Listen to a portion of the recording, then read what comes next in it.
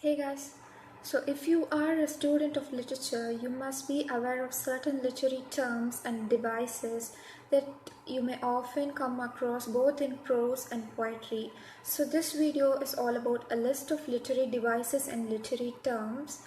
So let me explain each literary term with also an example. So first let me start with allegory. Allegory is a story that is used to represent a more general message about real life. It may be historical issues or also events. It is typically an entire book, novel or play or etc. For example, you have George Orwell's dystopian book Animal Farm. That is an allegory for the events preceding the Russian Revolution and the Stalinist era in early 20th century Russia. Next we have alliteration. Alliteration is a series of words or phrases that almost start with the same sound. These sounds are typically consonants to give more stress to that particular syllables.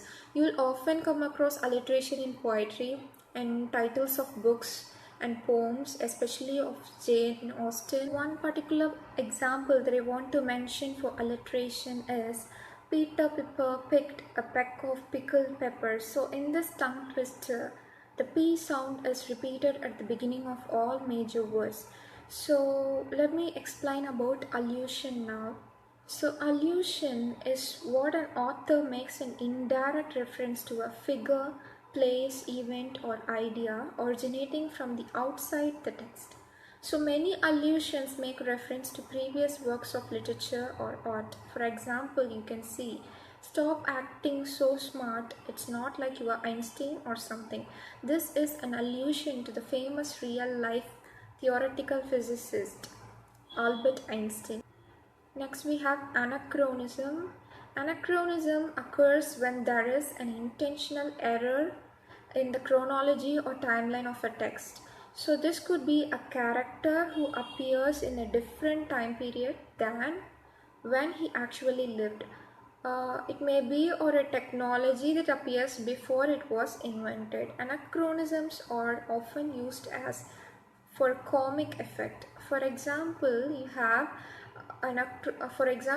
a Renaissance king who says that's dupe dude would be an anachronism since the type of language is very modern and not actually from the Renaissance period.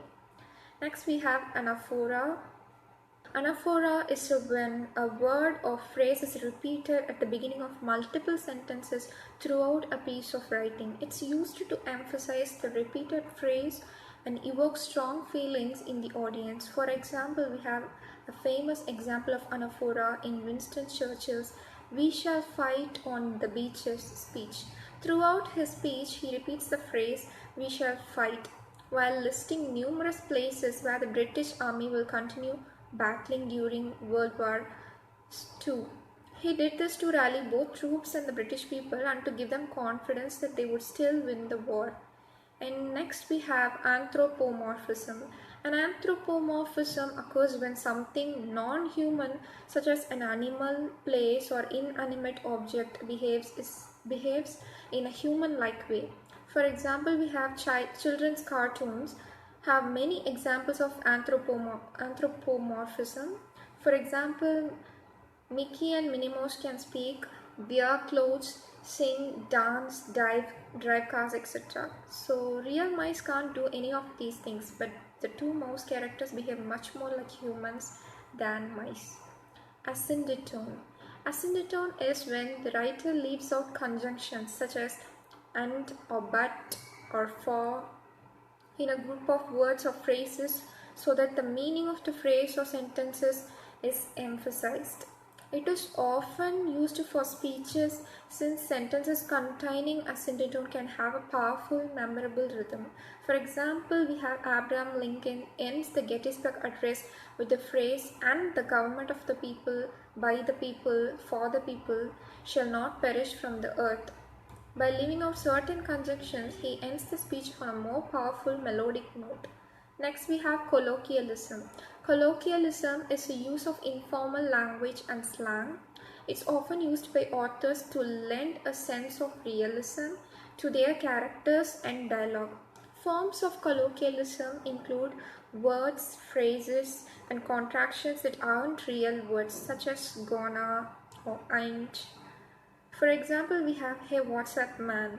So this piece of dialogue is an example of colloquialism since it uses common everyday words and phrases, namely "what's up, man?"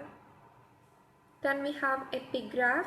An epigraph is when an author inserts a famous quotation, poem, or song or other short passage at the text or at the beginning of the text or a larger text. An epigraph is typically written by a different writer and used as a way to introduce overarching themes or messages in the work. Some pieces of literature, such as Herman Melville's 1851 novel Moby Dick, incorporate multiple epigraphs throughout. For example, at the beginning of Ernest Hemingway's book The Sun Also Rises is an epigraph that consists of quotation from poet Gertrude Stein, which reads, "You are all a lost generation," and a passage from the Bible. Next we have epistrophe. Epistrophe is similar to anaphora, but in this case, the repeated word or phrase appears at the end of successive statements. Like anaphora, it is used to evoke an emotional response from the audience. So here we have an example in Lyndon B. Johnson's speech, The American Promise. He repeats the word problem in a use of epistrophe. He says, there is no Negro problem, there is no Southern problem, there is no Northern problem, there is only an American problem, he says. Next we have euphemism. A euphemism is when a more mild or indirect word or expression is used in place or another word or phrase that is considered harsh, blunt, vulgar, or unpleasant. For example, I'm so sorry, but he didn't make it.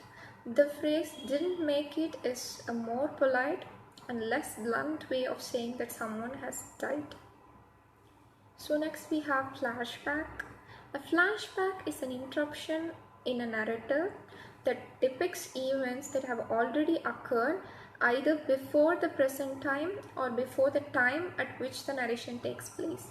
This device is often used to give the reader the more background information and details about specific characters, events, plot points, and so on.